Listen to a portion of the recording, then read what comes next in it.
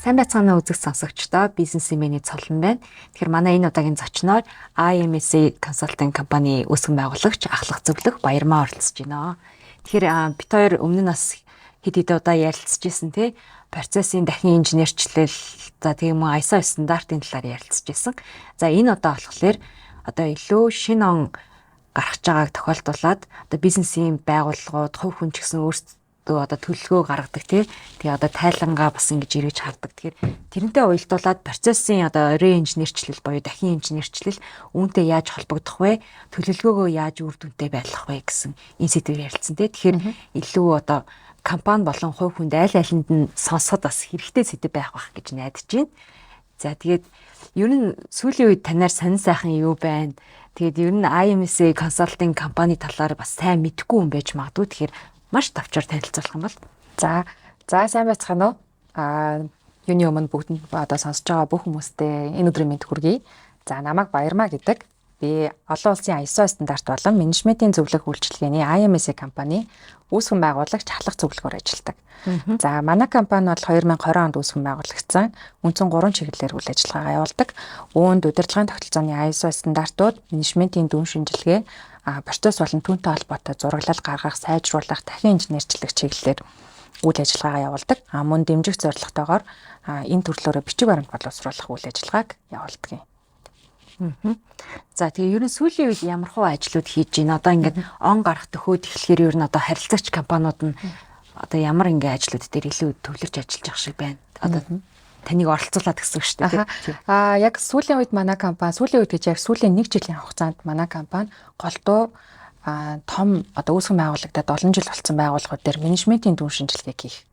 Өөрөөр хэлэх юм бол тухайн байгууллагын менежмент хэр үр дүнтэй явагдаж байна гэдгийг нь дүн шинжилгээ юм. Энэ дүн шинжилгээ нь бол бүтэц зохион байгуулалт процесс, бичиг баримт, дүрм журам, хууль эрх зүйн нийцэл, процессууд гэдэг ингээ бүх чиглэлээр нь хамарч үздэг. Нөгөө тэгүр бол бид нар одоо улсын байгууллагуудад одоо дийлэнхтэй процессын дахин инженерчлэлийн ажлыг хийж үздэг жаа. Хувийн байгууллагууд дээр бас мөн ISO стандарт процесстэй холбоотой ажлуудыг хийж үздэг жаа. Гэхдээ энэ удаад бол ISO сүүлийн 1 жил төлгүй олон жил хэрэгжүүлсэн байгууллагууд дээр очиж ажиллаж байгаа. За тэгээд ер нь нөгөө процессын дахин инженерчлэл сайжруулах тал дээр бол одоо хувийн болон төрийн байгууллагуудтай ажиллаж байна гэж байна. Тэгээ нөгөө процессын реинженерчлэлийн процесс гэдэг үг ороод ирэхэл хүмүүст айгүй тийм нэг хүнд сонсогдоод байдаг л та тий. Тэгэхээр энэ маань илүү өдөр тутмын амьдралд хүртэл одоо процесс ер нь процессын дагуул өрнөж байгаа шүү дээ. Тэгэхээр энэ талаар та нэг процессын одоо дахин инженерчлэл зураглах, процессыг зураглах гэдэг нь өөрөө юу юм бэ? Ер нь процесс гэж өөрөө юу вэ? Тайлбар. Ер нь дахин инженерчлэл зураглалын тухай ярихаас өмнө бид нар процесс гэдгийг ойлгох хэрэгтэй. Мэдээч хэрэг байгууллагуудад бол тодорхой хэмжээний процесс буюу үйл явц явагдаж байгаа учраас тэр байгууллагын үйл ажиллагаа явагдаж байгаа тийм. Гэтэл нөгөө процесс гэдгээ бид нар ч ойлгохгүй тохиолдлууд бас маш их байгаад байна. Энэ нь бол энгийнээр тухайн бизнесийн одоо бизнес үйл ажиллагаа явуулахад эрхэм зорилго алсын хараа тавьчихсан байгаа. Тухайн үйл ажиллагаанд хүрэхийн тулд бид нар ямар зүйлийг ямар дараалтайгаар хийх вэ гэдэг нь өөрөө процесс буюу үйл явц. Хүний одоо хувь хүний хувьд бас мөн адилхан тийм. Та ямар зорилттой өнөөдөр амьдарч байна? Тэрийгэ хийж үздэг ямар дараал бүх үйл явцуудыг хийгээд байна вэ гэдэг ч өөрөө процесс. За гэтэл нөгөө процессыг тодорхойлох болон процессыг зураглах гэдэг нэг зүйл яригадаад байна. Энэ нь юу юм бэ гэхээр тухайн процессыг тэгвэл ямар дараалтай яаж хийж гүйцэтгэх вэ гэдгийг алхамаар нь бид нар дэлгэрэнгүй зурхыг нь ярьж байгаа. Реинженерчлэл буюу дахин загварчлал гэдэг бол одоо бүр олон улсад одоо бизнесийн процессын дахин инженерчлэл гэдэг нэршил байна тий.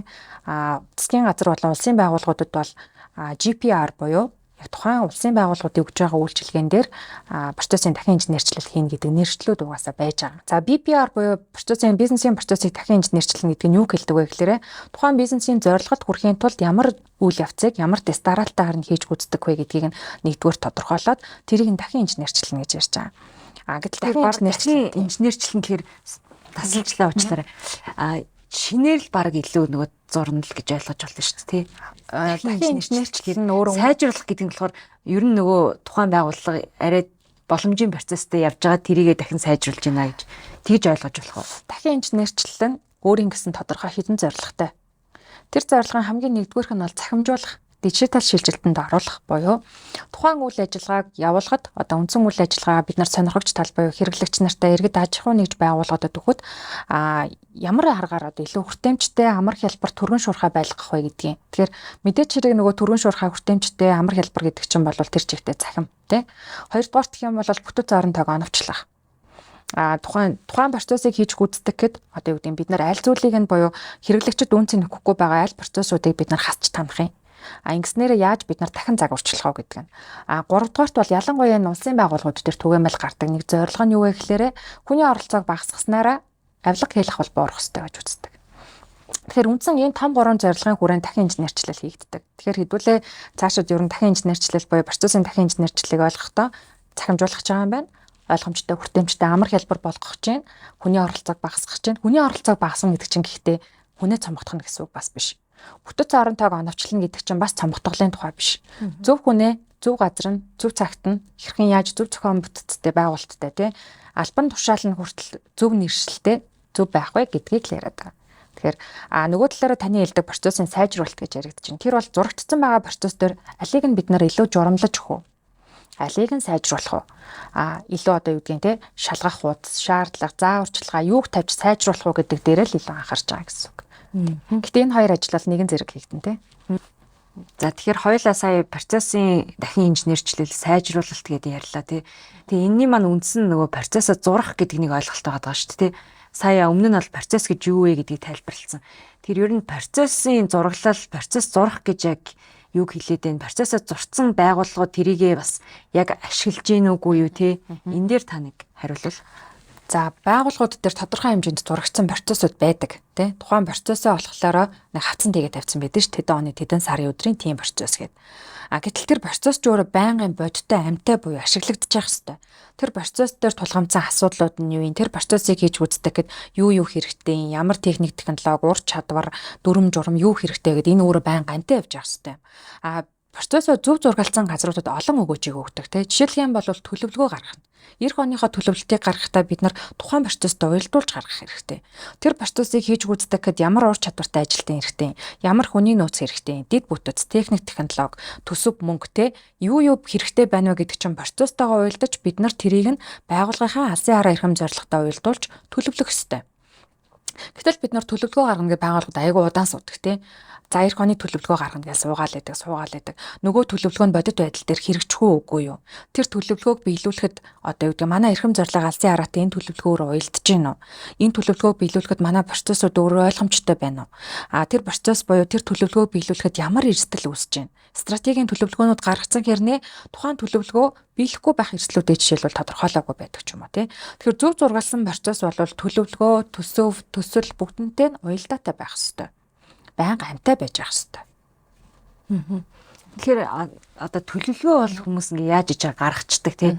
Тэгээ төлөвлөгөө маань яг тэр дагуу гаргасныхаа дагуу хэрэгжиж гин үү, үр дүнтэй байна уу тий. Тэр чухал. Тэгэхээр одоо нэг хувь хүн дээр ч гэсэн тэр бол нэлийн яригддаг шүү дээ тий. Одоо оны ихэнд ингээл за шинэ он гарах чинь ингээд супер төлөвлөгөө гаргацдаг. Тэр нь нэг явц дундаа ингээд сарнисаар байгаад үр дүнгүй болчдөг. Тэгэхээр одоо процесс зураглах гэдэг маань өөрөө тэр төлөвлөгөөг үр дүнтэй болгоход бол хамгийн чухал суурь алхам гэж ойлгож болох уу? Бүр дээрээс яаж болж ярих вэ? Тийм. Одоо жишээлбэл хувь хүн дээр ч байсан, компани дээр балбан байгууллага дээр ч байсан гэсэн тухайн байгууллагад хувь хүнд ч гэсэн өөрийнх нь алсын хараа, эрхэм зорилго, би ирээдүйд юу хүрэх гээд байгаа. Миний үнэт зүйл юу юм те? Миний зориод байгаа зүйл юу вэ гэдэг чинь байгаа учраас та төлөвлөж байгаа. Тийм биз дээ тий. За жишээлх юм бол одоо юу гэдгийг нэг том зүйлийг та харсан учраас тэрэндээ би яаж хүрэх үү гэдгээ төлөвлөж байгаа. За төлөвлөгөө нэгдүгээр алсын хараа эрхэм зорилготойгоо уялдах хэрэгтэй. Хоёрдугаарт асуудал нь процесс руу. Тухайн төлөвлөгөөг биелүүлэхэд ямар процессыг хийж гүйцэтгэх юм. Одоо жишээ нь юу гэдгийг бид нар нөө төлөвлөгөөгөө жижиглээ гэж ярьдаг шүү дээ. Эхлээд томоор нь төлөвлөлөө дараа нь ямар алхмууд хийх үү гэд тий. Одоо байгууллага дээр ч тэр хувь хүн дээр ч тэр тий яригдана. Тэгэхээр тэрийг л одоо процессжуулж зөв зурж чадвал ер нь бол төлөвлөгөө окей гэж ойлгох. Төлөвлөгөөнөөс доошоо дахиад зорилт гэж яригдчихэж байгаа. Зорилт өөр смарт буюу хэрэгжихүйц, хэмжигдэхүйц, хүрч болохоц гэдээ байгаа тий. Тэр зорилт чинь өөрөө хэрвээ ямар нэгэн одоо хэрэгжиж хэмжигдэхүйц биш бол таны төлөвлөгөө чинь мөрөөлөл болж хувирна. Жишээлбэл төлөвлөгөөн дээр бид нар борлуулалтын орлогыг өсгөн, зах зээлийн тэдэн хувийг эзлэн энтергээ тавьсан байлаа гэж бодъё. Хэмжигдэхүйц биш шүү дээ тий. Хэдэн хувиар одоо ихсгэж байгаа. одоо борлуулалтын орлогоо. Хэрэглэгчийн сэтгэл ханамжийг хэдэн хувиар нэмэгдүүлэх чаан гэдэг чинь нэгдүгээр тодорхой байх хэрэгтэй. За дараа нь нөгөө зорилтууд нь доошогоо одоо таск болж хувирж байгаа тий. За тэгэх юм бол одоо юу гэдгийг одоо манай байгаа нөхцөл байдал дээр бид нар борлуулалтынхаа нэг 15%-ийг эзэлж байна. Ирээдүйд буюу манай төлөвлөгөө эх оны төлөвлөгөө нэг 5%-аар нэмэгдүүлээ буюу 20% хүрэх гэж байна. 20% хүрэх гэж байгаа бол манай процесс энэ дээр яаж явагдах хэвтэй. Одоо байгаа процесс манай өөрөө асуудалтай байгаа мó гүм үү тий. Өөрөөр хэлбэл бид нар нөхцөл байдлаа шинжилж үзэж байна. Зорилтод хүрэхэд манай процесс нэгдүгээр тодорхой байна уу? Хоёрдугаар тухайн процессыг хийж гүйцэтгэх гэдэг асуудал байна уу? Гэт энэ чинь дээрээсээ доошоо ингээ уялдаж явж байгаа тий. Эсэргээрээ бас доороосоо дээшлэх юмнууд гэж байна. Тэгэхээр нөгөө процесс зураглах бас өөр аргачлалууд байна гэсэн байна шүү дээ тий. За аргачлалаасаа өмнө одоо бид нар ингэж байгаа. Манай байгууллагууд жишээлбэл эхлээд бодлого гаргадаг. Дараа нь журам гаргадаг. Тэгээ процесс дуртай. Харамсалтай нь гаргасан журам нь өөр амьтай бус. Процесстойгоо уйлддаггүй, хэрэгждэггүй байх гэдэг тий. Тэгэхээр юу юм бэ штэ тий. Дарааллыг нь тий процессоо зурна. Тийм байна. Зурсан процессыг үр дүнтэй хийж гүйцэтгэх гээд яаж журамлаж өгөх юм. Журам гэдэг чинь ер нь журамлах байгааг хэлж байгаа шүү дээ. Заримдаа бас бид нар ойлгодог юм аа одоо журам гингүүд л хуулийн жижигрүүлсэн хувилбар шиг нэг юм их айгүй олон удастай тий. Бодит амьдрал дээр ерөөсөө хэрэгжихгүй байдаг ч юм уу. Тийм ойлголт байдаг тий. Тэгэхээр тэр нь процесстойгоо уялдах хэрэгтэй гэсэн. Харин төлөвлөгөө гэдэг бол процесс, алсын хараа эрхэм зорилго хоёрын голын зүйл байгаа. За төлөвлөгөөтэй холбоотой бас төсөв яригадаад байна.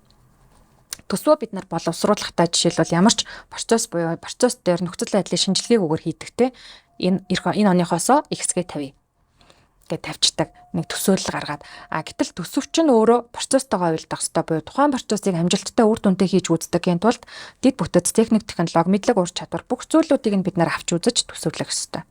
Ингэжээч бид нар хоорондоо уялдаа холбоотой ажиллана. Хүн дээр бас ялгаа байхгүй тий. За тэгэхээр ингээд сая таны ярианаас сонсоход бол бүх зүйл хоорондоо уялдаа холбоотой болж таарж байна тий. Ялангуяа одоо энэ процесс зураглах процесс гэдэг өөрөө яг гол суурь нь болж өгöd юм л да. Одоо төлөлт алсын хараа эрхэм зорилго гэл тий. Тэрээр нь байгууллагуудад одоо процессын зураглал хийхэд ер нь гол ингээ алдаа нийтлэг дутагдал нь ер нь юу байх шиг танд анзаарэгддэг вэ? За хамгийн том асуудал нь бол бид нар процесс гэдгийг ойлгохгүй байгаа гэдэг. Процесс өөрөө дотор нь 3 ингэж ангилаад байгаа. Нэгдүгээр удирдлагын процесс, хоёрдугаарт үндсэн процесс, гуравт нь дэмжих процесс гэдэг. Удирдлагын процесс гэдэг бол төрөний уялдаа холбооныхоо дээд хэсэг буюу алсын хараа эрхэм зорилгыг тодорхойлох, стратеги төлөвлөгөө гаргах, шийдвэр гаргах процессууд тийм. Үндсэн процесс гэдэг бол тухайн байгууллагынхаа хэрэглэгчд өгж байгаа, иргэн аж ахуй нэгж байгууллагуудад өгж байгаа бизнесийн байгууллагын хувьд гол орлогыг чинь бүрдүүлж байгаа. Тэр процессыг бид нар үндсэн процесс гэж ярьдаг. Дэмжих процесс гэдэг бол тэр үндсэн процессоо удирдлагын процессоо хангаж өгж байгаа хүний нөөц IT ч юм уу тий. Ингээд дэмжих процессууд ороод эхэлдэг. За хоёрдугаар алдаа гэх юм бол бид нар нөгөө процессоо ойлгохгүй байгаагаатай адилхан процессоо зураглахдаа алдаа гаргаж эхэлж байгаа. Өөрөөр хэлэх юм бол процессоо зургингүүд байгууллагын удирдлагын зүгээс за танаа хэлц процессоо зураарай. Та нар процессоо зураарай гэдэг өчтдөг. Зарим байгууллагууд албан тушаалтан болгон өөрсдөө хийдэг юмнуудыг ингээд зураглаад идэг тийм. Зарим нь хилцээрээ нийлж байгаа нэг процесс гаргаад идэг. Энэ нь өөрөө хоорондоо хавцалдахгүй. Хилцээ хоорондын уялдаа холбоо хамаарал алдагдах, давхурдал үүсэх, хилцээний хооронд одоо юу гэдгийг үл ойлголцол үүсгэх маш олон эрсдэлтэй байдаг. Тэгвэл яаж зөв зураглах вэ гэхээр ерөөсөө тэр байгууллагын төрөний тодорхойлсон үндсэн процесс нь юу юм гэдгийг гаргаад ирсэн бол тухайн үндсэн процессыг хийж гүйцэтгэх гээд ямар хилцэд нэгжээс те ямар албан тушаалтнууд орж нийлж нэг юм зүйлийг хийгээд байна вэ гэдгийг л бид нар зураглах хэрэгтэй. За 3 дугаар гэх юм бол төрөний бүр өмнө нь ярьсанчлаа нөгөө процессоо зураад ингээ хайчдаг. Гэтэл тэр процесс зүгээр амтаа явагдаж байгаа хэвээр. Техник технологийн дэвшлээс үүдэлтэйгээр зарим тохиолдолд процесс дотор одоо юу гэдэг нь өөрчлөлт орно тий. Албан тушаалын нэршил, бүтэц зохион байгуулалтаас хамааралтай өөрчлөлтүүд орно. Тэр процессоо бид нар байнга сайжруулж явах хэвээр. Гэтэл яаж сайжруулах вэ гэдгээ бас мэдэхгүй байгаа байхгүй. Гэтэл үндсэн 3 асуудал бол ингээл үсээд. Энэ бол бүр маш нийтлэг. Бараг бүх байгууллагуудад л ажиглагдчих. За процессын ингээд зураглаа зөв амжилттай хийхэд одоо жишээ нь типч гэдэг юм уу те ингээд ганц хоёр одоо яг юм энгийн хялбар тийм аргачлалыг та одоо зөвлөж бизнесийн байгуулагч тэр хувь хүндч тэр Яг зориглоо. процессын зураглал гаргахад маш олон аргачлалууд байдаг тий. Одоо жишээлхэн бол бид нар бүтцээр нь зурах, яс мэлхийний диаграм ашиглах, оролт гаралтыг нь тавих гэдэг ингээ олон аргачлалууд байгаад идэг. За тэр маань нөгөө байгууллага өөрийнхөө зурж байгаа зорилгоос хамаарат тэр аргачлалуудыг сонгож байгаа. За жишээлбэл одоо юу гэдэг ISO нэвтрүүлж байгаа байгууллагуудад бид нар яс мэлхийний диаграмыг санал болгодог. Тэр нь гэхдээ зураглалт гэхээс илүүтэйгээр тухайн яс мэлхийний диаграмаас бид нар стандартын шаардлагыг хангах нууц олон мэдээллийг тэндээс авч болдог. За тэгвэл нөгөө сайжруулъя гэж байгаа тохиолдолд дахиад өөр дэлгэрэнгүйгээр бид нар зурна тий. Хэрвээ дахин цаг өөрчлөл хийх юм бол үн цэнийн зурагlalтай холбоотойгоор дахиад нэг өөр зураглалыг зурах гэдэг ингээд аргачлалууд байдаг. Энэ дээр ерөөсөө энэ аргачлалаа задлаад илүү алхам гэж ярих юм бол тий. Одоо жишээ нь шинэ он гарах байгаа ч юм уу ингээд тэгэнгүүт одоо танаа байгууллагад хандъя гэл ингээд байгууллагууд тэгэхээр жоохон тулцсан байгаад байгаа ч юм уу тий. Тэр эхний ээлжинд одоо энийг хийж ивэл арайны хантай байна шүү гэдэг тийм зөвлөгөөг үл. Яг манай дээр ашиглагдж байгаа бүр ингээ байгууллага маш олон төрлийн мэдээллийг олон зүйлүүдийг авч болохгүйц нь ер нь яс мэлхээний диаграм гэдэг аргачлал байдгийн. Гэхдээ тэндээс бид нар олвол нөгөө алийг нь сайжруулах уу, хаана нэрийн инженерчлэл хийх үү гэдэг мэдээллийг авах боломжгүй. Ялангуяа зургалж байгаа газруудад маш юм хөнгөхөөн зөвлөмж байгаа байхгүй. Тэр нь юу вэ гэхээр ядаж харагдах байдлаас ойлгомжтой зурмаар байна. Өөрөөр хэлэх юм бол тэр алхам дарааллууд чинь ингээ бид нарт харагдаж байгаа хэвээр тий. Тухайн процессыг хийж гүйцэтгэж байгаа хүнээс бусад хүнд ч гэсэн тэр зураглалыг хараад ойлгомжтой байх хэвээр. Тэгэхээр зэрэг харагдах байдлаас нэгдүгürt алхам дарааллууд ойлгомжтой, сум зураасууд нь хүртэл ойлгомжтой тий. За илүү сайжруулах юм бол бүр дэлгэрэнгүй зураач гэж бид нар зөвлөд байгаа. Хаанаас хаа хүртэл дамжиж хяндгийн, хин хяндгийн, хянахтаа юуг нь хяндгийн, эргээгээд яагаад буцаадгийн, буцаадаг бол яадгийн, тэгээ шийдвэр гаргалт нь хаанаа хийгдгийн гэдэг ингээд маш дэлгэрэнгүй зураач. Зурхтаа албан тушаал хоорондын уялдаа холбоотойгоор зураач. Ингээм бол бид нар олон зүйлийг тэндээс авч болох гээд байна гэдэг багхгүй. Тэгэхээр нөгөө зураглал гэдэг маань өөрөө аргачлалууд шаардаад байгаа боловч хамгийн нэгдүгээр алхам нь дэлгэрэнгүй л зур. Хоёрдугаарт харахад ойлгомжтой. Гуравдугаарт одоо юу гэдгийг шинэ ажилдаа орж ирсэн ч тэрийг хараад ойлгохгүй хэмжээний зураглалтай дагсан дүрм журамтай. Ийм л байгаа ч гэдэг зөвлөмжүүдийг өгч байгаа. Ялангуяа оны өмнө хэрвээ одоо манай подкастыг сонсож байгаа хүмүүс байх юм бол тий байгууллагууд байвал бид нар ч одоо оны өмнө ажлуудаа дүгндэг, тайлагнадаг, гүйцэтгэлээ үнэлдэг, эх оныхоо төлөвлөгөө гаргадаг, санхүүгийн төсвөө батлуулдаг тий. Энэ болгоно аль болох процессуудтайгаа уялдуулаач. Төлөвлөсөн санхүү чинь эргээгээд процессыг хийж гүйцэтгэх гэд хангалттай байгаа мó, оновчтой байгаа мó тий. Төлөвлөсөн сургалт чинь өөрөө тухайн процессыг одоо сайн хийж гүйцэтгэх гэд оновчтой байгаа мó гүм үү? Гэх мэтчлэн олон зүйлүүдээ бид нар процесстайгаа уялдуулж хараач гэж зөвлөж байгаа. Тэр юм тустай одоо алба хэлцүүд гэхэд ингээл төлөвлөгөө гаргаал ингээд байх биш. Илүү нөгөө үндсэн одоо процесстэй байгууллагын үйл ажиллагаа нь яаж ямар ингээд урсгалаар явж чинь тэрнтэйгээ илүү уялдуулж өгөх нь шүү дээ тий. Тий ер нь одоо удирдлагын тогтолцооны ISO стандарт, суурь стандартын шаардлага ч тэр гэдэг. Байгууллагууд процессын хандлагатай байх хэрэгтэй. Аливаа зүйлийг хийхдээ бид нар процесс дээр тулгуурлаж ярьж байгаа хэрэгтэй тий. За нэг төсөл гараад ирлээ. Ажлын хэсэг томилогдлоо. Бүгд л процесс суурьтай буюу ямар процессыг хийж гүйцэтгэж байгаа нөө зорилго нь юу юм, зорилт нь юу юм, процесс нь ямар байх юм гэдэг дээр үндэслэж шийдвэр гаргадаг байх хэрэгтэй. Давхар эрсдэл цувралсан хандлагатай байх хэрэгтэй. Энийг хийхэд ямар эрсдэл тулгамдаад байна вэ гэд харамсалтай нь одоо энэ процесс эрсдэл гэдэг хоёр юм бол биднээс одоохондоо нэлээд хол яваад байна тий. Процессын суурьгүй эргээгээд процесстэй байлаач гэсэн бид нар эрсдлээ үнэлдэггүй, эрсдлээ тооцдоггүй, хариу арга хэмжээнүүдийг төлөвлөдөггүй байх гэдэг. Тэгэхээр энэ хоёр хандлагыг бол ингээ сайн суулгаж өгөх хэрэгтэй. Тэгэхээр ер нь байгууллага дээр гарч байгаа компаниуд дээр гарч байгаа гол асуудал яг энэ процесс эрсдлээ үнэлээгүй интерес ер нь болдог байх нь шүү дээ. Тухайлбал одоо яг энэ процесс эрсдлийн үнэлгээг одоо сайн хийгээгүй анхаарал хандуулаагүй ус болж жишээлбэл нийтлэг гардаг тийм асуудлууд юу байдаг вэ байгууллага дээр?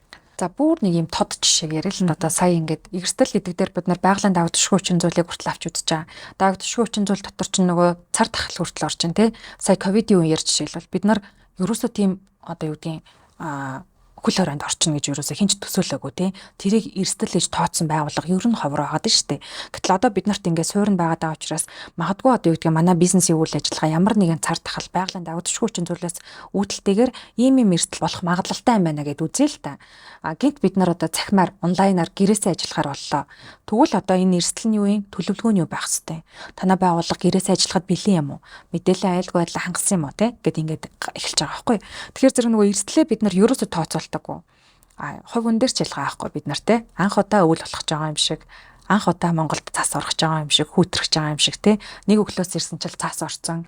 Цуны дугуйтайгаа одоо би яана гэдэг ч юм уу. Тэгэл төвжирдэг ч юм уу тий. Тэр чинь нөгөө хүн баян эрсдлээ татчих жоох хэвээр тий. За өвөл болох нь тодорхой. За тэгвэл бид нар одоо төсвөө уялдуулна гэдэг чинь бас тэр штэ.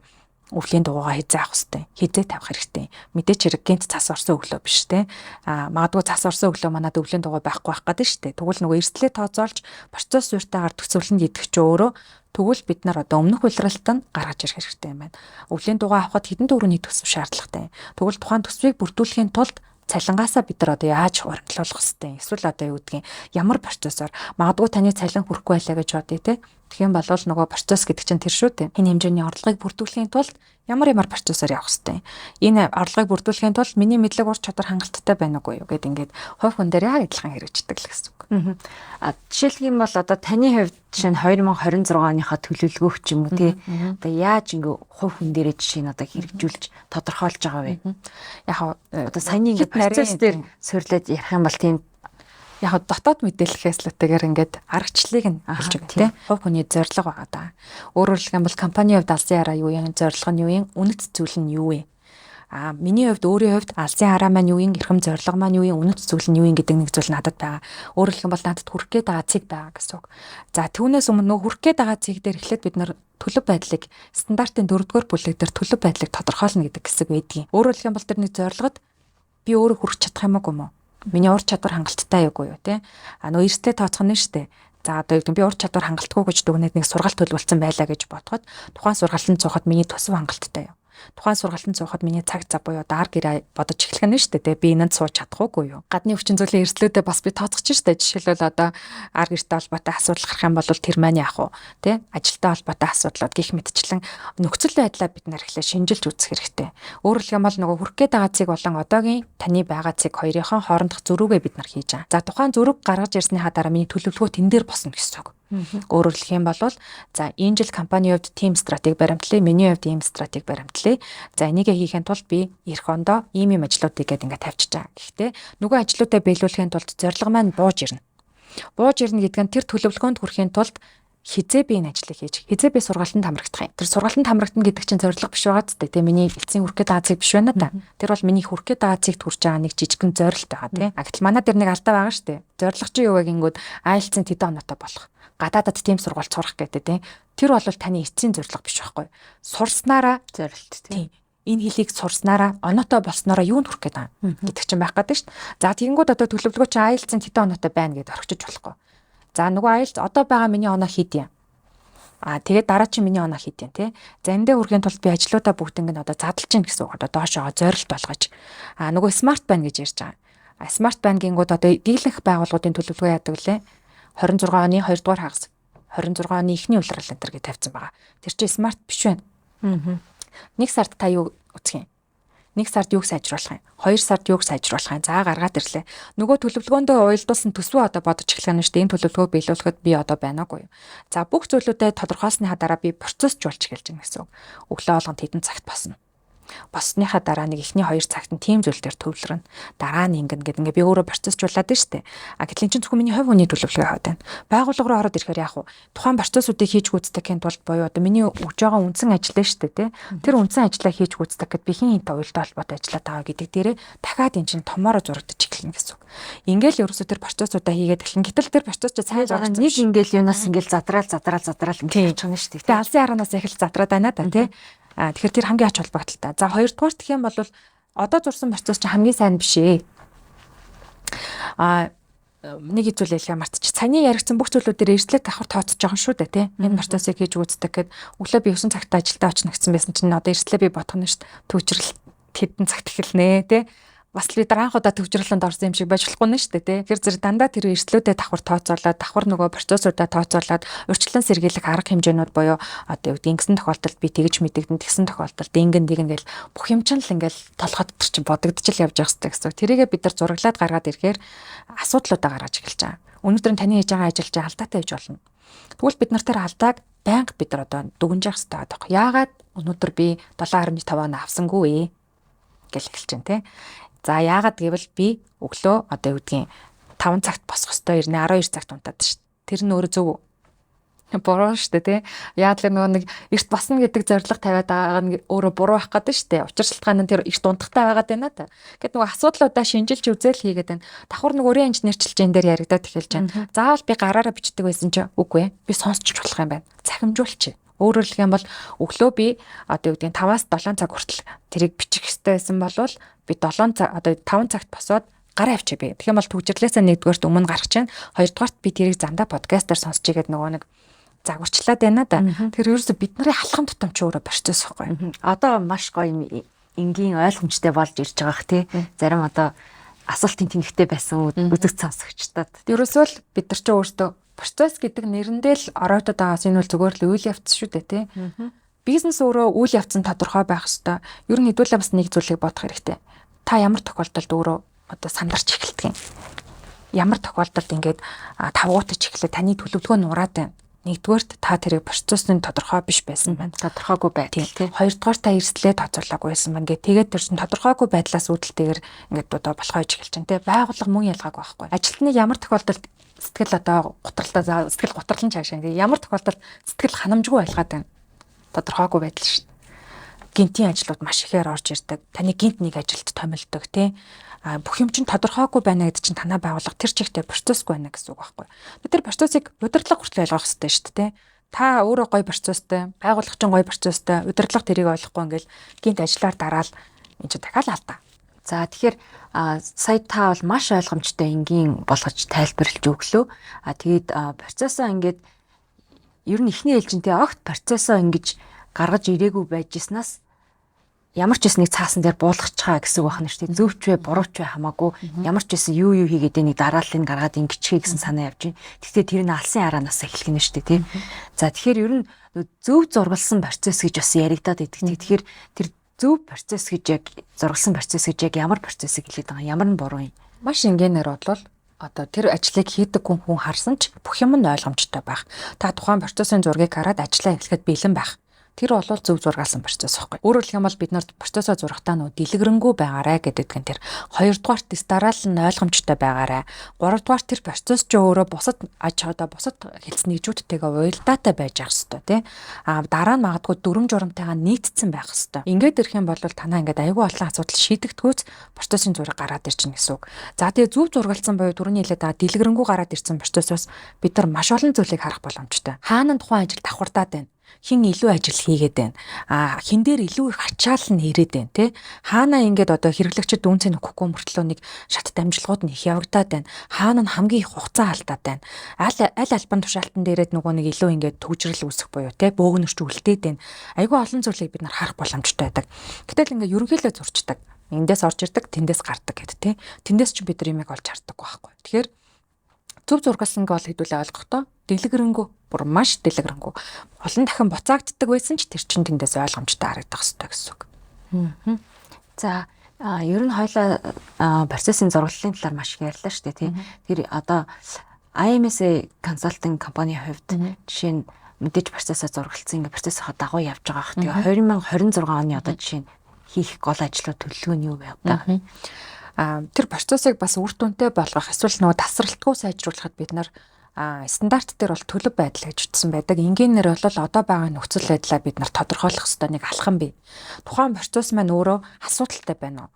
Энэ процесстэй холбоотой хэрэглэгчийн санал гомдол те ажилтнанд сэтгэл ханамжгүй байгаа зүйл нь нөгөө зорилтод биелэхгүй байгаа зүйлүүд нь юу вэ гэдгээ бид нар нөхцөл байдлын түн шинжилгээг буюу одоо байгууллагын асуудлыг сайнтай муутай тодорхойлох гэж байгаа. Энэн дээр нөгөө оролцогч талууд буюу бидний хэрэглэгчийн те ажилтан бусад сонирхогч талууд нь хин бэ? Эднэрт юу хэрэгтэй вэ гэдэг дээр үнсэлж ээж дараагийн тэр төлөвлөгөөнүүд гарч эхэлж байна гэсэн үг.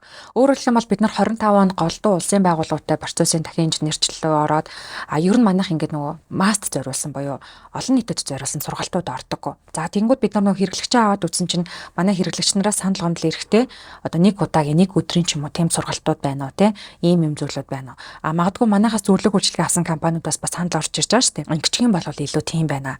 Нөгөөтэйгээр бид нар өрсөлдөгч нараа хүртэл судалж үзэж байгаа тий. Өөрөөр хэлбэл манай давуу талсвал талууд нь юу байгаад байна, хэрэгцээ шаардлага нь юу байгаад байна гэдэг дээр үнсэлж ээж хамгийн ихний зорилго бол бид нар олон нийтэд зориулсан сургалтуудыг одоо үе шат дамжлагатаар нэгдүгээрт хийж эхлэх гэж байна. Хоёрдугаар гэх юм бол бас өмнөх подкастн дээр дурдж ирсэн өндөр үнэтэй зөвлөгөө авах боломжгүй жижиг дунд үйлдвэрлэлийг дэмжих зорилготойгоор одоо курс гэж яриа да тий. Курс зөвлөх үйлчилгээг юм олон хүмүүсийг хамруулад хийж өгч байна. Тэгэхээр зэрэг нөгөө ерөөсөө бидрээ нөгөө нэг асуудал байгаа байхгүй. Тэр чин зах зээлийн судалгаанаас хүртэл аваад үзэхэд ISO стандарт нь ч бай, процесс нь ч бай яагаад амжилтгүй яваад байна. яагаад ийм одоо цүрэг бүр дагавруудыг авчираад байгаа гэдэг дээр бид нар бас судалгаа явуулж штэ тий. Суур үндсэн шалтгаан нь өөрөө бид нар ISO-гийн талаар нэгдүгürt ойлголт муу байна, процессын талаар ойлголт муу байна. Тэгэхээр манай нөгөө ихний алхам маань зөв ойлголтыг түгээж эхлэе гэдэг дээр үндэслээд тэгэл нөгөө нэг өргөжлүүлэл төрөний зүйлүүд штэ тий хийхэд одоо манай дээр хүний нөөц хангалттай байна уу юу мэдлэг ур чадвар нь хангалттай байна уу техник технологи нь байна уу дид бүтцэн байна уу гэдэг дээр ингээл төлөвлөлт эхэлж байна гэсэн. Тэгэхээр зэрэг нөгөө бидний манай байгууллагын алсаараа эрхэм зорилго бас байна тий бид нар ямар зүйл төрөх гээд байна гэдэг дээр үндэслэл энэ бүхэн хийгдэж эхэлж байна гэсэн. Тэгэхээр бүх зүйл холбоо хамааралтай. Хүн дээр ялгаа. Тэр нөгөө жижиг дунд бизнес эрхлэгчдэд зориулсан курс сургалт гэж штэ тий. Тэгээ курс сургалт гэхээр одоо нэг одоо ганцаарчсан байдлаар ингээд нэг үйлчлэгээ авахд арай жоохон боломжгүй байна гэхээр бүгднийг нэгтгээд одоо сургалт зохион байгуулсан шүү дээ тий. Тэр талаараа жоохон дэлгэрэнгүй ярил бас одоо яг сонсоод сууж байгаа хүмүүст хэрэгтэй гэж магадгүй. Яг бидэрт нэг буруу ойлголт өгдөг байхгүй ISO стандарт гингүүд айгүй томоор боддог, процесс гэлтэнгүүд айгүй томоор боддог тий. Ялангуяа жижиг дунд үйлдвэрлэл дээр. Гэтэл жижиг дунд үйлдвэрлэлийн чинь одоо захирлан гэдэг нэг хүн байгаа. Тэр хүн л бүх юм хийгээд шүү дээ тэнд. Захирал байхгүй бол ажил нь гацчаад байдаг. Нөгөө өндөр үнэтэй сургаал зөвлөг үйлчлэгээ авах гэхлээр танд мэдээж төсвийн хувьд асуудалтай. Хоёрдугаарт ISO гингүүд одоо манай авах зүйл биш гэж үзээд байдаг. Гэт нөгөө асуудлын шинжилгээнд дээрэл бид нар үзэж гин гэсэн үг баг. Яагаад энэ хүмүүс ингэж байна вэ гэхлээр нэгдүгээрт буруу ойлголттой байна. Хоёрдугаарт төсөв мөнгөтэй холбоотой юм байна гэж үзээд бид нар одоо юу гэдэг нэг том байгууллага дээр өгдөг зөвлөгөөг олон жижиг байгууллагуудын удирдлагуудад зориулж өгөх гэж байна гэсэн үг байхгүй бага үнэтэйгээр. Тийм. За тэгэхээр маш гой ажлуудыг төлөвлөж байгаа юм байна. Тэгэд маш хэрэгтэй мэдээлэл өглөө баярлалаа. Танд ер нь одоо подкастын турш яриаггүй үлдсэн зүйл байл подкастын сүүлчийн хормодыг үлдээ. За баярлалаа. Ер нь яг миний одоо байнга л ярьдаг нэг л хэдхэн л асуудал байгаа байна. Хувь хүнч байсан, байгууллагч байсан, улсын хувийн бүгдээрээ л процессын суурьтай болох хэрэгтэй. Аливаа зүйлийг бид нар процесс дээр нь тулгуурлаж нэгдүгээрт бодох хэрэгтэй. Хоёрдугаар том асуудал нь эрсдлээ үнэлээч ээ. Таны амьдралд ч эрсдлүүд байгаа тий. Олон эрсдэл байгаа. Байгууллага дээр ч муу ялгаа байхгүй. Тэгэхээр эрсдлүүдээ нэгдүгээрт бас хоёрдугаарт үнэлээд өгөөч гэж үзээд байгаа байхгүй. Зөв тодорхойлоод. Дараад нь болохоор ерөөсөн удирдлагын тогтолцоо гэдэг нэг зүйл байгаа. Бүх зүйл холбоо хамааралтай байгаа л бол бүтэнгээр нь холбоо хамааралтайгаар сайхан сайжруулад өгөөч. Гуравдугаарт хувь хүн рүү чиглэсэн нэг зүйл байна л да. Тэр нь бид нар стандарт гэж л яриад идэгээс биш стандарт гэж юу вэ гэдгийг нэгдүгээрт мэдэхгүй байна. Процесс гэж юу вэ гэдгийг мэдэхгүй хаад байна. Гэтэл энэ чинь ерөөсөн хамгийн доод байх ёстой хэм хэмжээл байх гэдэг. Хэрвээ бид нар энэ болгоныг дагаад нь давхар ёс зүй бас яригдчихэдэг. Өөрөөр хэлэх юм бол та өөрөө процесс суурьтай сэтгэлгээ чи ингээ өөрчлөгдөх хандлага ч өөрчлөгдөд нь штэ. Хамгийн доод байх ёстой хэм хэмжээнд хүрчихсэн түүнээс илүү байдаг те процесс ч болчихсон ингээд ингээд ирэхлээр нөө ёс зүй гэдэг зүйл чинь танд аягүй өндөр зүйлээр одоо тавигдаж эхэлж байгаа байхгүй. Тэгээ магадгүй сэдвээсээ гайцсан байж магадгүй. Ер нь нөгөө нэг процесс нь ч бай байгууллагч бай хүн ч бай одоо бусдад цаад болохгүй гэж ярьж байгаа шүү дээ. Хэрвээ таны процесс тодорхой бол та хин нэгэн цаад болохгүй байхгүй. Хэрвээ та эрсдлийн үнэлдэг бол бас ямар нэгэн байдлаар өөрчлөн сэргийлээ дахиад хин нэгэнд бид нар одоо төвөг удахгүй л ингээ байх гэдэг. Энэ болгоноо л ингээ хэрэгжүүлээд өгөөч л гэж юу хүсэж байгаа. Тэгэхээр дахиад тавтадлын нэгдүгээр процесс эрсдэл тий алсын хараа эрхэм зорилготой ч гэсэн ач холбогдол өгөөч ерөөсөө тий бид нар нэг урайлаа одон шиг гаргаж орохмааргүй байна. Тэгэхээр нөгөө байгууллага гэдэг чинь өөрөө юм цогцоороо нэг зүйл байгаад байна. Гэхдээ хувь хүн дээр ч гэсэн яг адилхан үйлчлэгээтэй байгаад байна л гэдэг. За тэгэхээр төлөвлөлт ч гэсэн яг энэ дээр ингээ алсын хараа эрхэм зорилготой холбогдож орж юус дотор нь төлөвлөлт, зорилго, зорилт, хүний нөөц, дид бүтц, төсөв төлөвлөгөө, санхүүгийн тий мэдлэг, ур чадвар нөгөө давхар нь холбоо хамааралтай ажилтдаг газрууд, сонирхогч талууд гэл ингээл бүх юм чи өөрөө юм нэг цогцсон байхгүй. Хит нэг юм руу анхаарал эхлэхээр л алдаад байна л тий. Гэтэл удирдлагын тогтолцоо гэдэг чинь бүхлээр нь л анхаарах. За тэгээ бидэнд цаг гарган подкастт манай оролцсонд баярлалаа. Бидэнтэй хамт байсан үзэг сонсогчдоо маш их баярлалаа.